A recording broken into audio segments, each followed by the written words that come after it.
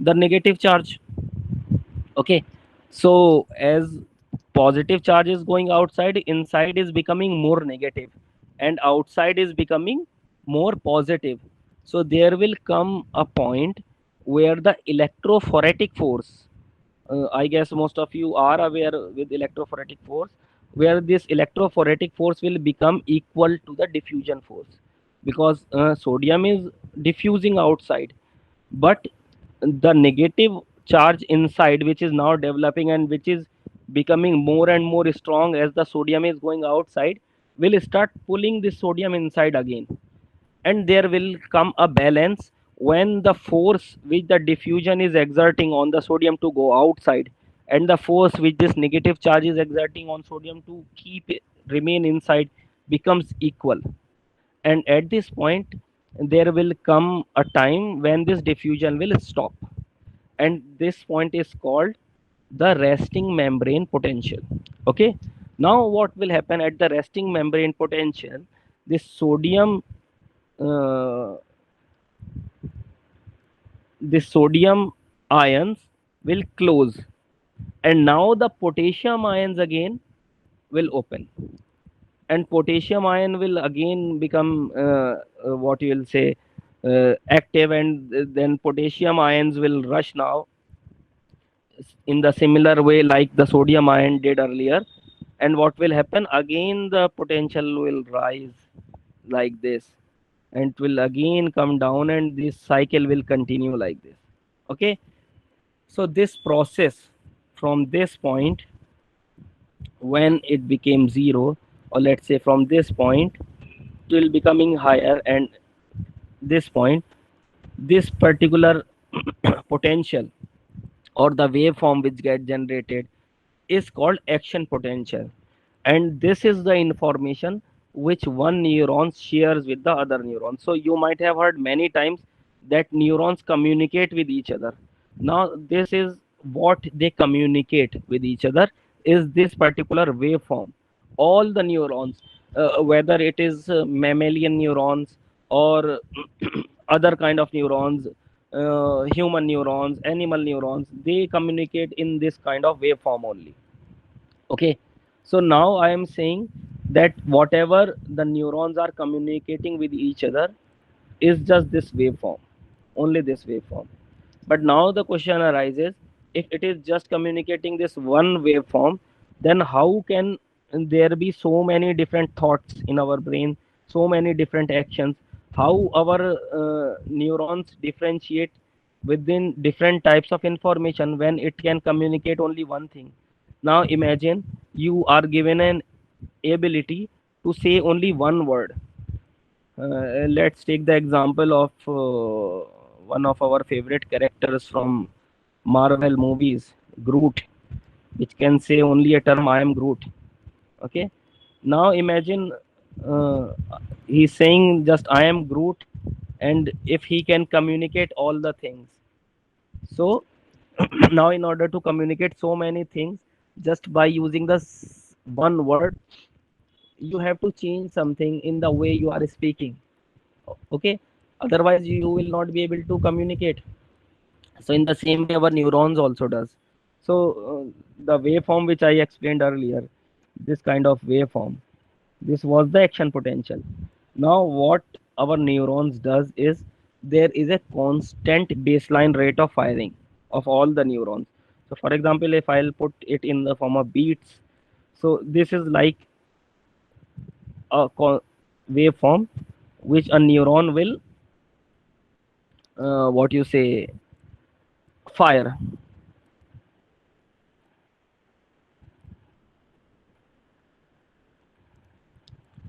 Okay, is my screen stopped?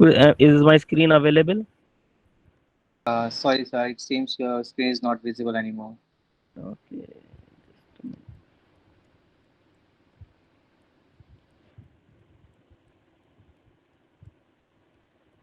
I guess it is visible now. Yes, it is. Okay, so okay, so when one neuron is firing an action potential, it is in this form. means constant beats. It has a constant baseline rate of firing. Every neuron has a constant baseline rate of firing of this action potential. Means at every particular instant, that neuron is going to fire an action potential. Even if something is thought, something is not thought, you are sleeping, you are awake, whatever you are doing, the constant baseline rate of firing of that particular neuron will remain same, no matter what the circumstances. Now imagine this, that I showed the action potential varying between 30 millivolts to minus 70 millivolts. That means there is a potential difference of around 100 millivolts of a neuron, which is firing an action potential at one particular instant. And in every second, it can fire up to 120 beats. Neurons. It can increase, it can decrease also. Now imagine there are more than 80 million neurons in our brain. More than that, there are there some estimates say that it's in the billions, the neurons in our brain. Now imagine, let's say 1 billion neurons in our brain, each firing an action potential of 100 millivolts at every second. Not every second, 120 times a second. How much amount of electricity is getting generated in your brain at each particular instance? It can be calculated mathematically very easily, right? And all this energy, it's getting generated passively. There is no active mechanism of generating this electricity. If you are going to generate this whole amount of electricity actively, you will require a whole power plant to generate this much. But anyhow, this is the beauty of our brain, how due to the years of development of our brain, and by constant improvement from Neanderthals to human beings, and prior to that also, how the development occurred and how our brain got modified, we have reached to this point that we have such perfect and precise system which is out there in our brain. So anyhow, so this, so every neuron is firing with a constant baseline rate of action potential. Okay. Now let's say this is a rough sketch. Let's say this is our brain. Okay. And we found out, let's say this portion of our brain, let's say, is responsible for seeing something, let's say randomly. Okay. So now in this particular section of brain, there might be so many neurons, there might be millions of neurons in this. Okay. And I said that each neuron will have a different this sort of firing of potential. Okay. So if one neuron is firing like this, other neuron will be firing like this, there will be third neuron will be firing like this. Okay. So each neuron will have a separate baseline rate of firing, but it will be constant.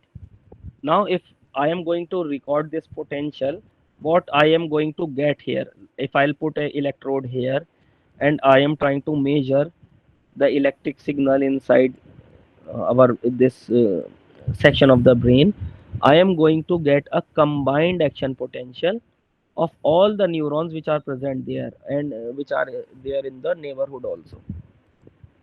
So there is a very complex waveform which will be recorded from the scalp, and that waveform is like, imagine there are 1 million signals which are interfering with each other, and you are recording the interference of those 100 those million signals.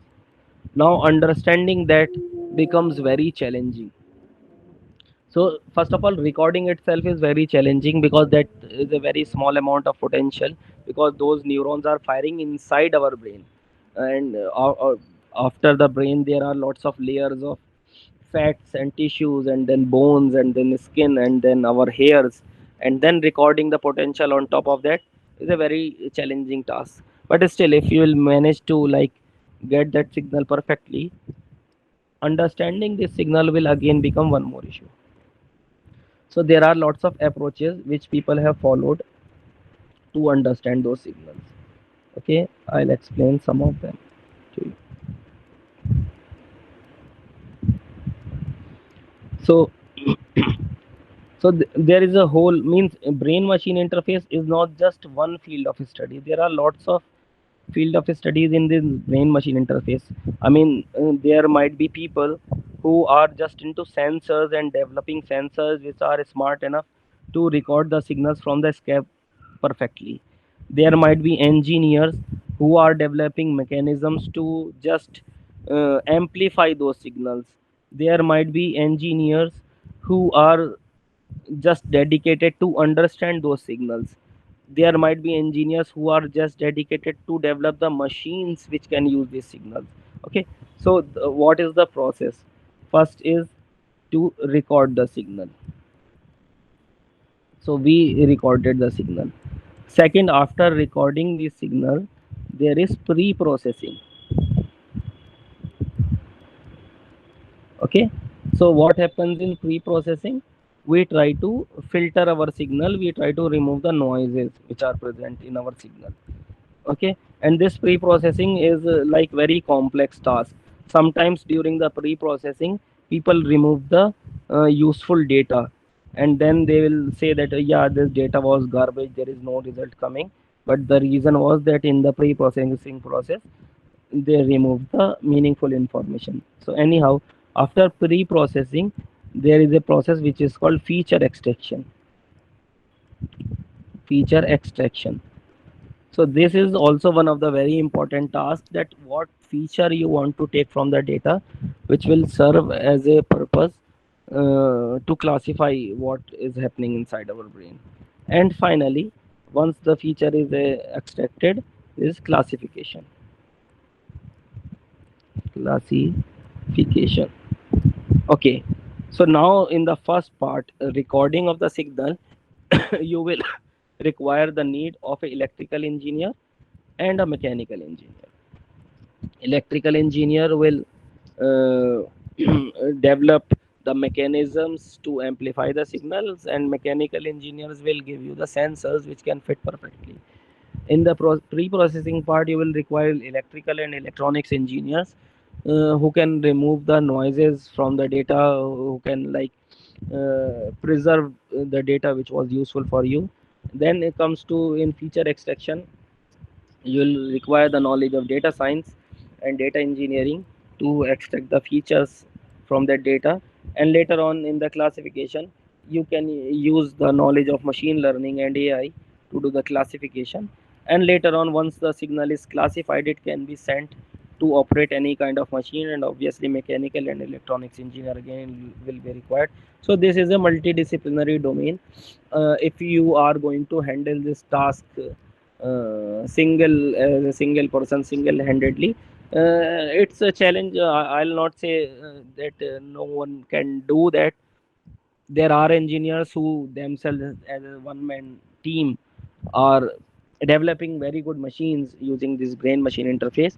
But I'll recommend that if you are going into this domain, go as an interdisciplinary team. It will be easier for you and it will save lots of your time. I mean, let's say a mechanical engineer need not to learn Fourier transformation or wavelet transformation to extract the features. Anyhow, so this is the entire process of this brain machine interface. Now I'll just give you one example how this occurs, then I'll show you one video, then we can move on to the question answers if you have any. So how this entire process works. So let me give you a situation. Let's say there is a person who does not have an arm. Okay, let's say in some accident he has lost his arm, and you need to provide that person ability to grasp something by the help of an artificial arm, by the help of brain machine interface. Now let's assess the situation of that person, what he has and what he hasn't. So that person who does not have an arm, in technical terms he is missing an actuator. There is a processor, there is, he has brain, all the connections from the brain are intact, means the nerves are connected, everything is there, he is just missing an actuator. So if you can make a mechanical arm, let's say for example, and somehow connect that mechanical arm to receive the signal from the peripheral nervous system, from any part of the wrist where the nerves are present, and if you can understand that signal which is coming from the brain, you can provide that person ability to operate that arm. I'll show you and I'll just explain this how. Let's say a person in some accident lost his arm. Okay, let's say now the nerves which were coming in the from the brain are still coming, but they are not joined to an actuator, but the signals are still coming here. So what you did, let's say you connected some sensors here. Okay, you connected some sensors here, and those sensors are connected to a computer and later to a prosthetic arm. Okay, now what happens, whenever a particular signal comes, you program your computer that whenever this particular kind of signal is coming, the idea is that these fingers should close. Okay, this can be very easily trained by the help of a neural network. Okay, so now for this what is required, you have to record some data from a healthy person whenever he is closing his arm, and then you will come to know that what kind of signal the brain sends whenever he says, whenever the brain says to the person to close the arm or to close the finger. So that's easy.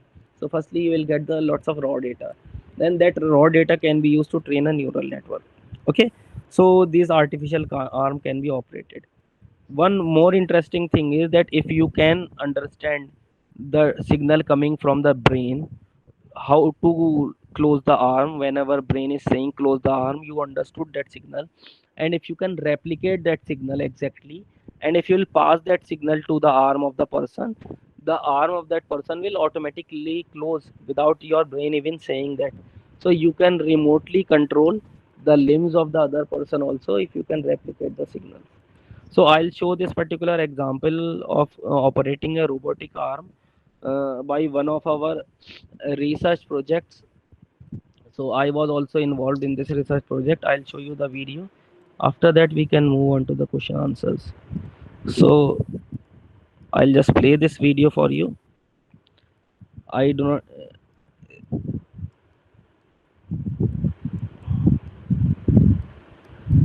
just okay.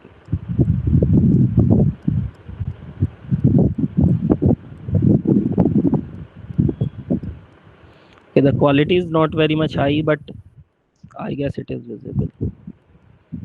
So you see in this video, the arm which is worn by me is a prosthetic arm, and my colleague has some sensors which are placed to the wrist, and whenever he will close the arm, the robotic arm will itself close its fingers. Okay, and it will hold this bottle.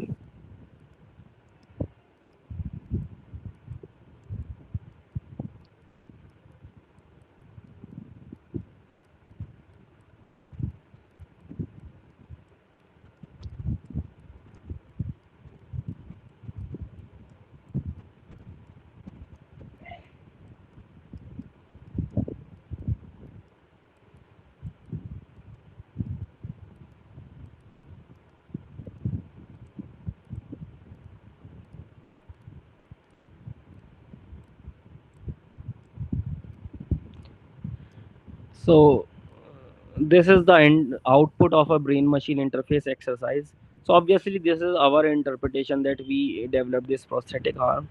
uh, the interpretations can be a lot, you can use it for lots of activities. So the idea was just to generate a control signal. Now what kind of machine you want to operate, it depends upon you, it depends upon your need, it depends upon what field you are working. Just control signal you will require, and that can be like very easily generated by the help of this brain machine interface. So yeah, this was the things which I wanted to present. Now if there are any questions, or if you want to share something, I'll be very happy to hear.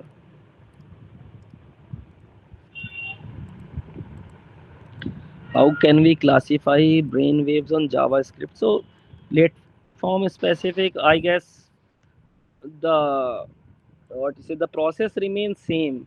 So you have to record the signals will come in the form of mathematical data. Now each mathematical data uh, has some features. So from the simplest features like mean, median, mode, standard deviation, kurtosis, whatever feature you will like. You can develop your own features.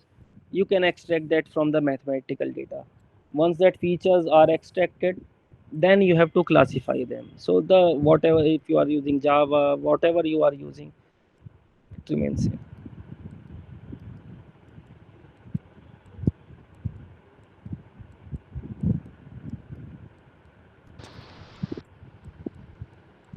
Uh, Thank you, Dr. Rizwan, for this wonderful description. We are very glad to have you here. For the description about the Dr. Rizwan, I would like to let you know all that Dr. Rizwan is a mechanical engineer and a PhD from DTU.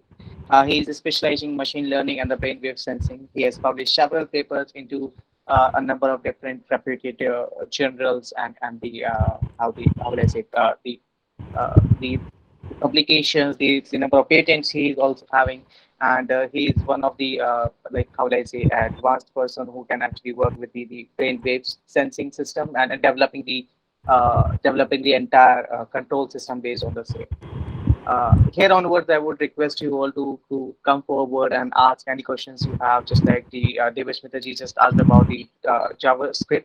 And as Dr. Rizwan Zafar said, that we can have the information in the mathematical terms. There onwards, we can convert the data into the JSON format so that any different language, like any language possible, it's just not the JavaScript. It may can be Python, it may can be the MATLAB code, or it may can be the how will I say the C, C++, or C hash, or like whichever language we can think of, we can actually convert it into that. The requirement is only that we can convert the data into one of the format with the like languages can actually decode that same. So yeah, if there is any other question, I will be really glad, and Dr. Izwan personally will be really glad to I think answer all these questions. As he said that it should be going to be a two-way communication. Obviously.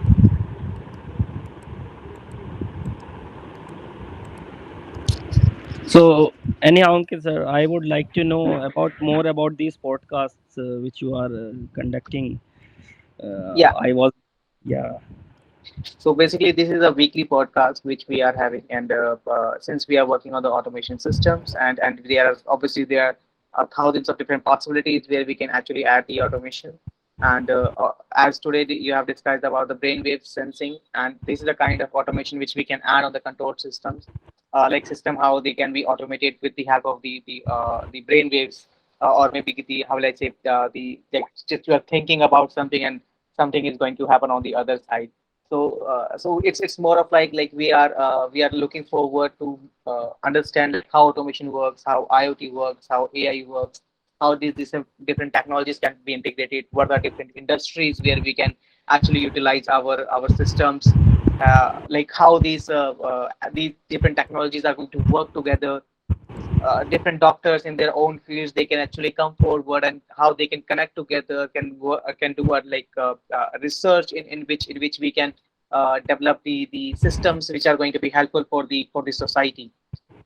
We especially like we are right now especially focused on the healthcare systems. From last a few sessions, we are focusing towards the automation in the healthcare sector.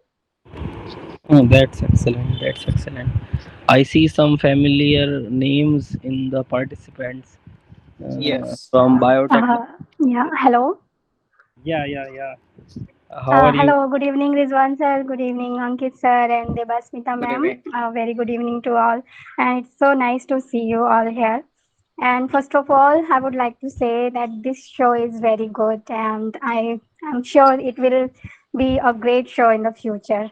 And sorry for joining late, Rizwan sir. I missed your presentation, but this IoT and human machine interface, it's a very interesting field, and I'm always curious about it. And once I have not once I have seen Stephen Hawkins, and he used to use that kind of machine that is similar to this IoT and human machine interface. So Interface, right? my question is that how can we make these IoT sensing tools more non-invasive, like we used to insert the electrodes to sense the signals. So how can we make it non-invasive that we can detect the signals directly from the brain waves.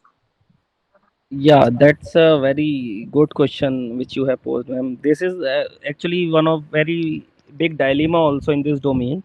That till how much point we rely on invasive electrodes, and till what point we start using non-invasive electrodes.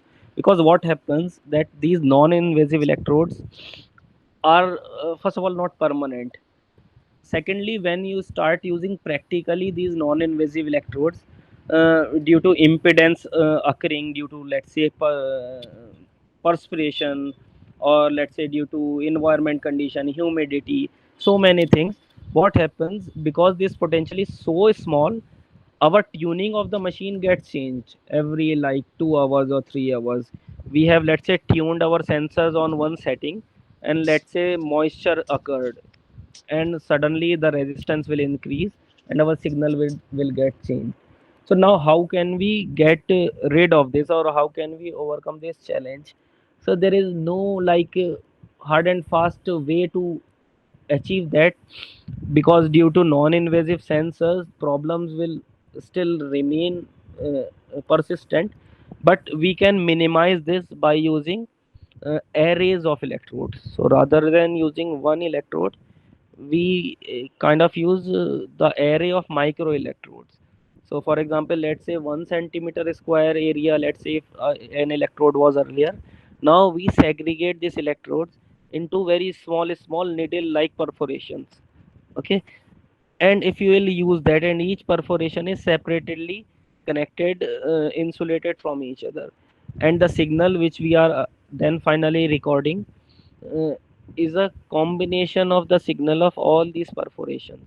So even if the one or two, or let's say 100 of those micro electrodes are not in contact with the skin, still there will be lots of which are there in contact, and we can get the data properly.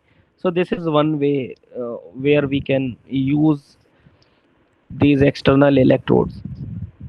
One more interesting thing is this question came which arise, was that we can develop lots of technology. We are engineers, we can like think of so many good things out there, and we can develop all of them. But the thing is that whether the people who are actually gonna use this are going to accept that or not. These brain machine interface devices, which are right now being generated by lots of researchers, although they are very good, they have lots of good technology inside them, but the users are kind of rejecting. There was a very recent research paper published in Nature just like 2 months ago, and the conclusion of that paper was nearly 70% of the people who were given this brain machine interface devices rejected them. They do not want to use. So now the question comes in front of all of us, in front of engineers, then rather than developing what we can develop, we should develop what is required. So I mean, technologically we can go as high as possible. We can like develop so novel devices which are not even there in the market, which are not some, no one has even thought. But the question which we have to raise to ourselves is whether there is some need of this, whether the person for which for whom we are developing this is actually going to use this or not. So for this, we require interdisciplinary teams. That's what I keep on saying in all my meetings, all my interaction, wherever I'll go, that it's not a one man army show. We need to have teams which does not include just engineers. So one more thing which is in our mind, that an interdisciplinary team means a person will come from electronics, electrical, computer science, mechanical, and it's an interdisciplinary team. But no, it's not interdisciplinary team. All are engineers in here. You should hire some doctors in your team, some artists inside your team, some person who has a very different mindset than yours. Then combine the ideas of all of this, and that is a interdisciplinary team, and that will serve the purpose actually. Indeed, sir, this is really required. Uh, becoming a engineer, it also gives you privilege to develop things, to do innovative tasks. It actually gives you the power of developing new technologies which are not out there. But by end of the day, it's all about like, is it useful or is it being acceptable by the people for whom you have developed? So yes, it's a kind of dilemma. It's a kind of question which always arises by end of the day. Surely, beautifully explained, sir. I would like to request anyone if they have any other question. Uh, yes. Yeah. First of all, very thankful to everybody. Okay, everybody is giving their valuable time to us. And Professor and I think Dr. Rizwan, right? Thank you very much for presenting the full thing to us. Very easily we have understood. And thank you, Mr. Ankit, for giving me the answers.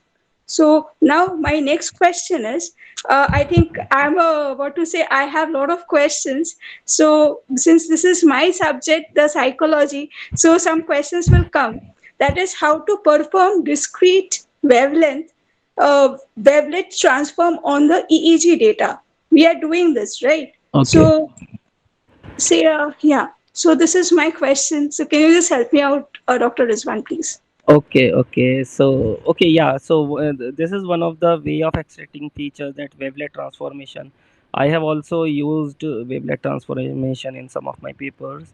Now, how to do this wavelet, discrete wavelet transformation? First of all, you have to take a decision that what is the range of frequency which you want to use. Okay, Yeah. so for once that is decided, after that you decide that at how much level you Okay. want to do the wavelet transformation. It's level 3, level 4, level 5, till what level you want to go. Once that level is decided, then you can, okay, before deciding even what levels, firstly you have to decide what kind of wavelet you want to use, because there are Okay. so many wavelets. Right. So once that wavelet is decided, then you decide the level, and once those levels are decided, then you can use the data directly, and you can pass that data to your wavelet transformation. I guess you might be using Python for Right. wavelet transformation. Actually, yeah, Mr. The thing is, I want to. We are with Mr. Ankit only because regarding this, we will be going for this. What to say, the automation devices which he is having. No, so I want to introduce to this to the psychologist to my team. Mhm. Okay, so what I'll do is, so once that wavelet is decided, that wavelet is Yeah. nothing but a mathematical function. Right. Exactly. So your data will pass to that mathematical function, and its output will be the transformed data. So Okay. you have to do it multiple times. Mm-hmm. So each time you are doing the wavelet transformation, your data is getting bifurcated at Yes. every time. So Mm-hmm. it's getting bifurcated in terms of its wavelength. Mm-hmm. So now each task comes in different wavelength, and no one knows what task will come in what kind of wavelength. It's like hit and trial. So I mean, if I am thinking something, I might be thinking in a different wavelength, and if you are Right. thinking, you might be thinking in a different wavelength. So you Right. have, it's like user based. So Mm-hmm. now once you have like transformed that data multiple times and multiple wavelengths, uh, you have to keep separating out those outputs. Okay, Okay. and with Yeah. each output you have to see whether that output is justifying your task or not. Means Oh. whether that output, let's say you designed a neural network to Yeah. classify, so Oh. whether the result is actually coming or not. If it's Okay. not coming, move to the next set of data, move to the next set of data. So it's like hit and trial. There is no like one way. No Huh. one can tell that this is the way to record the signal and get the result. You Okay. means it has to be, means modified from user to user. Okay, thank you very much for giving us the what to say the clear picture of it. And yeah, Dr. Veena has also asked some question today. I'm happy that her network is there; it's working. Yeah, and yeah, and thank you very much. And yeah, hope to meet you soon again in the next session, Dr. Rizwan. It's really a wonderful session, very really an insightful session. Sure, sure. I'll Next time I'll be in best of my health, and my session will be Yeah, more yeah, sure, sure. We are fruitful. just praying for your good health. Don't worry. Thank you, thank you. So, Okay, so here onwards, I would like to take this session forward. I have also prepared few slides on the brainwaves. It's a kind of how let's say my kind of domain as well. So Dr. Rizwan Zafar and me are like very much enthused about it. We have discussed a lot about this in earlier time as well, but this session is completely different. Like we are just only specifically talking about the same. And I enjoyed the most important question by the Dr. Veena, like how we can have these kind of sensors which are not going to be added on top of the screen, like how we can add it at some place where they're not going to be giving some false data, or like how let's say the environmental changes are not going to disturb that. So we all know about like in a number of different advertisements that there are going to be some nanobots which are going to be present at some point of time. These nanobots are going to be very small. They will not be very visible with our naked eyes. So these kind of nanobots are going to have these sensors for us, and they will be directly passed through the bloodstream, and they're going to stay there at a specific location. Just for an example, as Dr. Iswan gave an example about if there is a person who is going to have the arm which is going to be amputated. So at this place, these nanobots are going to come, and they're going to stay there, and they're going to receive the information. Now the second part is like how we are going to get the data from that. So I have prepared the slide for the same. I will be taking you over there. I hope that bit helpful to visualize the same. Okay, so here we can see there is a picture on top. Sorry, let me share my screen first. What is that? Yeah, I hope my screen is visible. no, not yet. Yeah, yes. Yeah. Okay, perfect. So on the top right, I we can see like there's a person. He is having the amputated arm. At the same time, we can see this person is having some of the sensors over there, and this is this Dr. Izan Zafar also said that this is an engineering field where only the knowledge of one field of engineering is not going to be suffice to move forward. That's why I have included like what kind of different engineers we might gonna require. Some people, someone as a mechanical engineer who can actually develop these movable joints, electrical engineer who can actually do the robotics part, power technology engineer who is going to work around with the base study, and the last who is going to do the programming is going to be the one computer science engineer. Like adding that all these different fields, we generally call a person who is having the knowledge of like all these different as a mechatronics engineer. So you can actually understand that it as a like a study of the mechatronics where we are going to develop all these different sensing technologies. So the most important part here is going to be like how we are going to control this hand with the wireless controls. So it's a part of again the electrical engineer where they work with the wireless communication. There is a kind of a communication you might have seen with the metro cards. There is a RFID, which only works with when it comes near to the RFID receiver.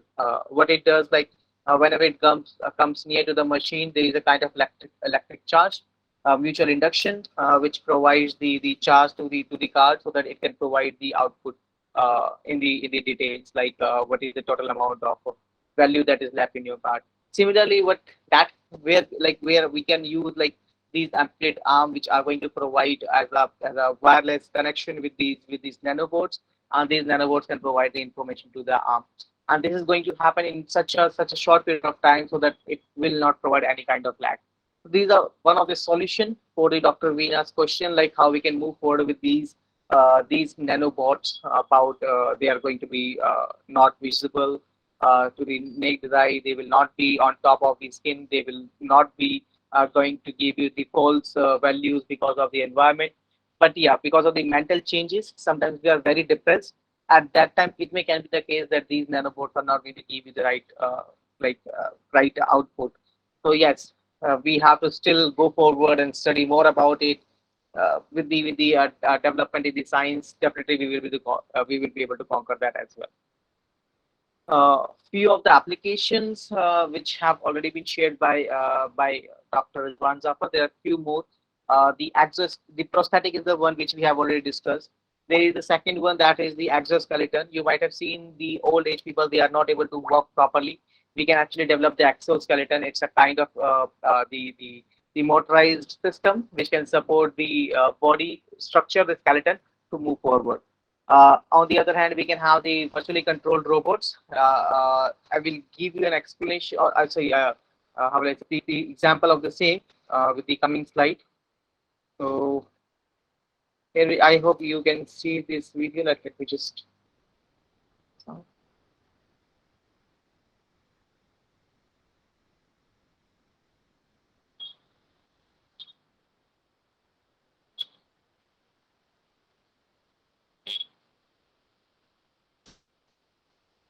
Okay, I think there is.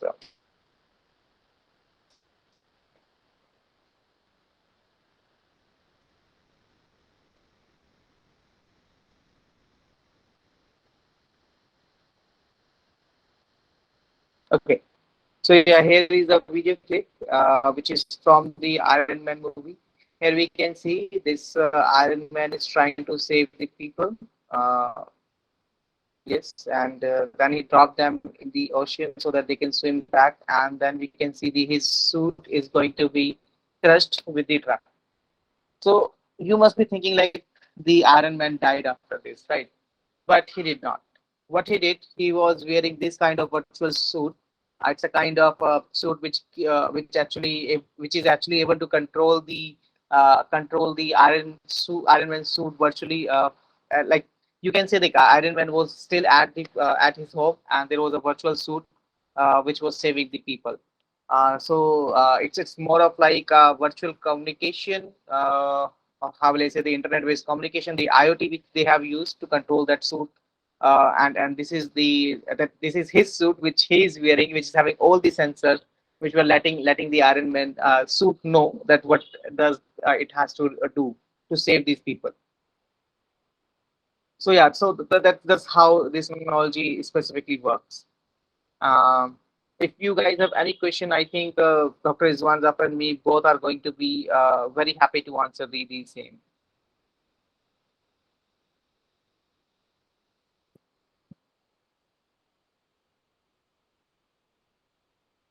Okay, it seems there is no other question, but I hope you all have enjoyed. Yes, David Smith.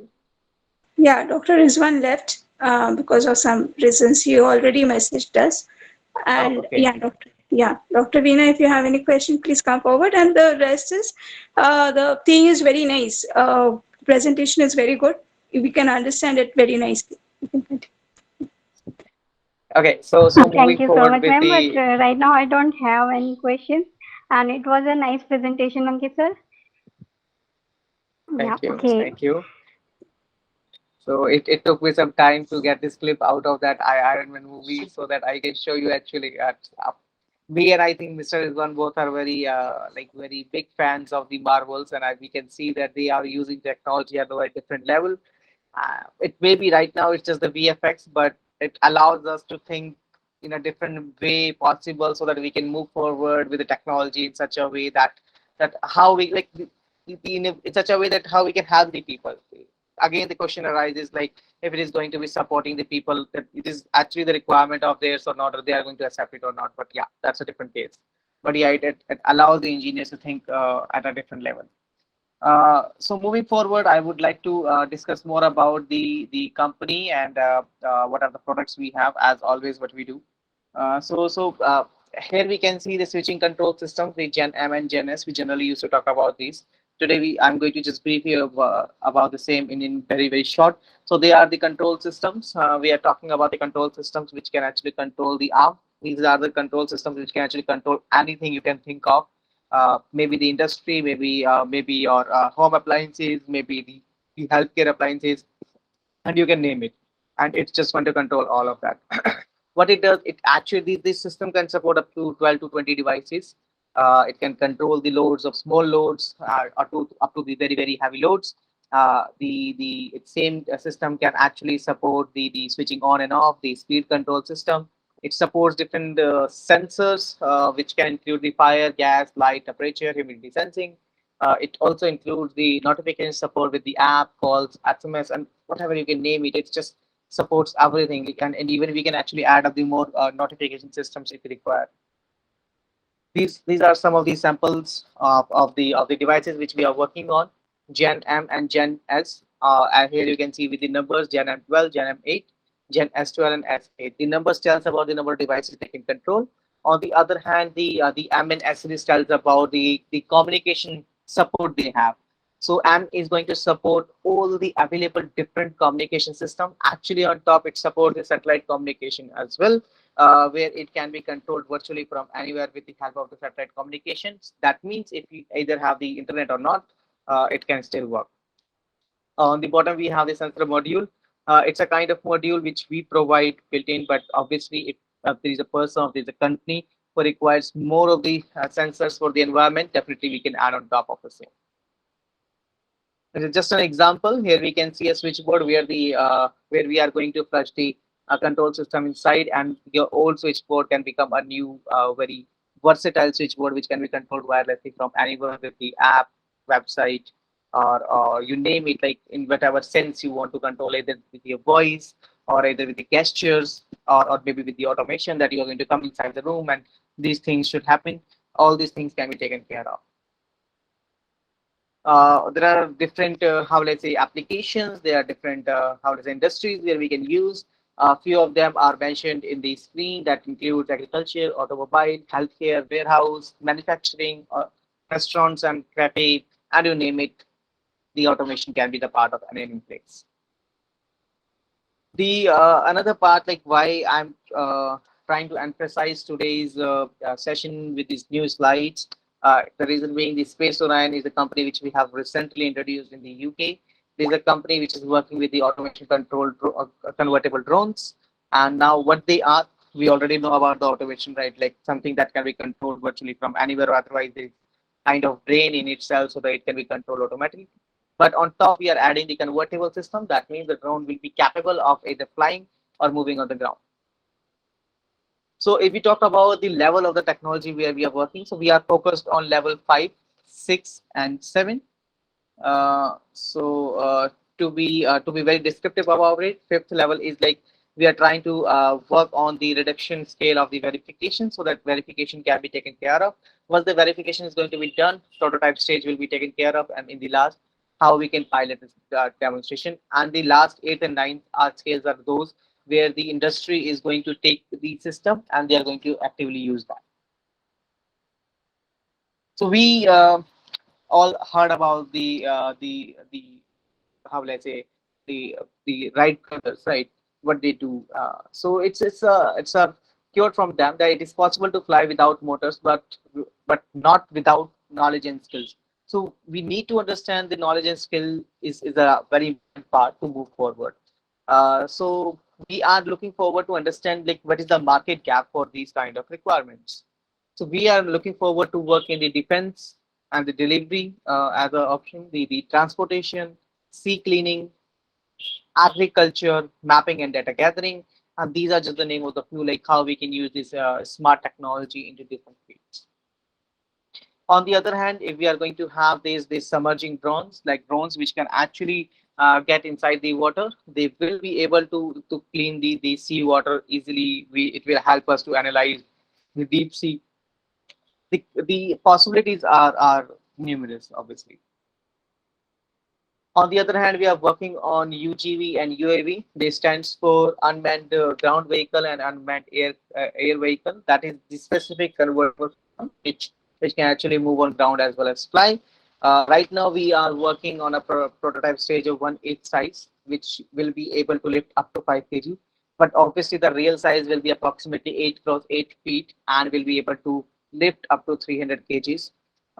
The most important part with all these technologies is like what is the fuel, like how it is going to work, right? So we are working on the hybrid fuel system. So it's such a how like working on the fuel, it's a very different thing.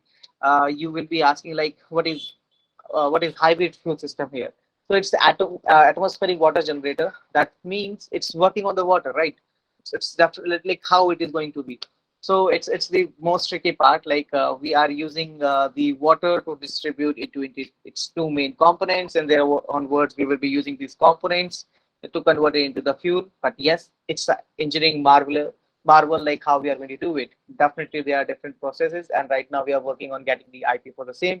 And hopefully, once we are going to get the IP about this technology, we will be getting back to you and explain you like how it works. But right now, I'm really sorry I cannot disclose the entire detail about like how this technology is going to work. So if we talk about the drones with the autonomous flight capabilities, like it's going to have the ability of both flying as well as moving on the ground.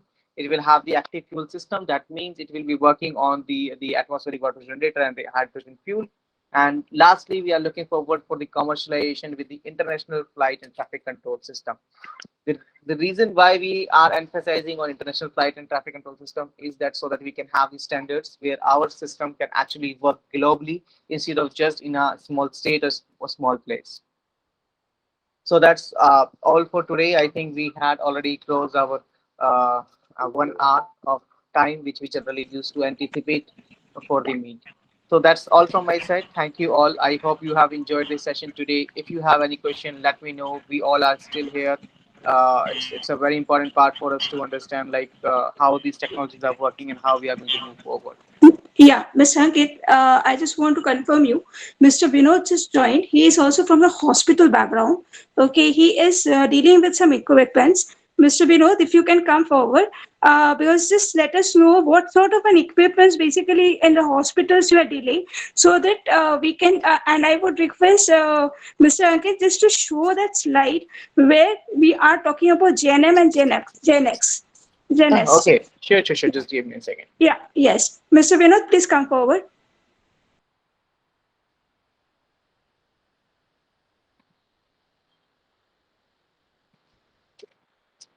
So I think yeah, this is the place.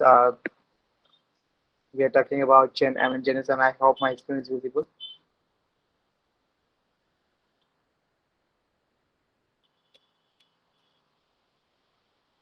Hello.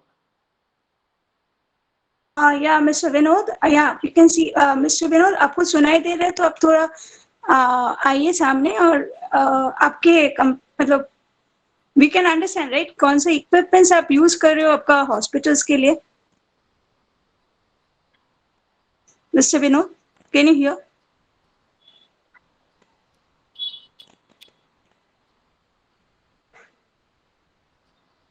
Okay mister Vinod Kumar left anyways उनको शायद से So it may can be the case his internet is not stable. We will be connecting back with him हाँ we will be connecting after that. With ya sure So if there is anyone who is having any question, definitely I will like to answer that for sure. And if not, I think it's time that we should say like we just end this meet with the vote of thanks.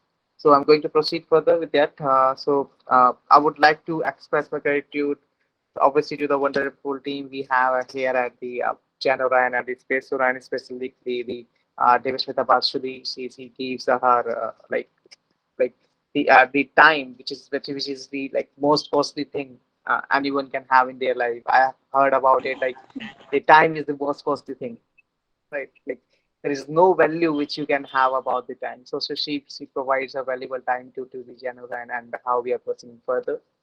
On the other hand, I would like to thank to the guests today, Dr. Izwan Zafar, who was our chief guest, and he left maybe because of some personal like issues, or maybe he must be busy somewhere for some other meetings. But yeah, I'm really thankful to have him here today. Dr. Veena Vishwakarma, she is always here to supports us. Her questions are always really informative. Like it helps us to grow for sure, and for obviously for all the other participants who join us today and make this like event and the show to be very wholesome, uh, like as a two-way communication. I always feel like whenever there is something that is happening, it should not be one way. It should always and always be two-way, like so that it will feel like a communication is happening over there. So yeah, I would like to like invite you all for all our weekly sessions. We used to have these sessions on every Saturday at 7 p.m. I will be glad like with the same link you can always join the same session. The recordings will be available on YouTube. on how let's say the platforms for the podcast. So that includes the Spotify, the how let's say the Amazon Music, the Apple Music. You can actually go there and listen about all these the webinars which we had. And I'm really glad today that we have Dr. Vidyasagar here. Hello, Kotak sir. So definitely we are going to host Dr. Kota sir very soon in our meet, and he is having a background in the aerospace. He worked on the Rolls Royce engine, and obviously with his like 25 plus years of experience in the aerospace industry, we will be able to learn a lot. So yes, Space One is going to be looking forward to having him in his team, like in our team very soon. So yes, looking forward to seeing you all in our very next episode. I hope you have enjoyed and you are enjoying all the episodes. You must be watching on the YouTube, listening on the podcast, and yes, it just really helps us to grow. Thank you all. Have a nice day ahead.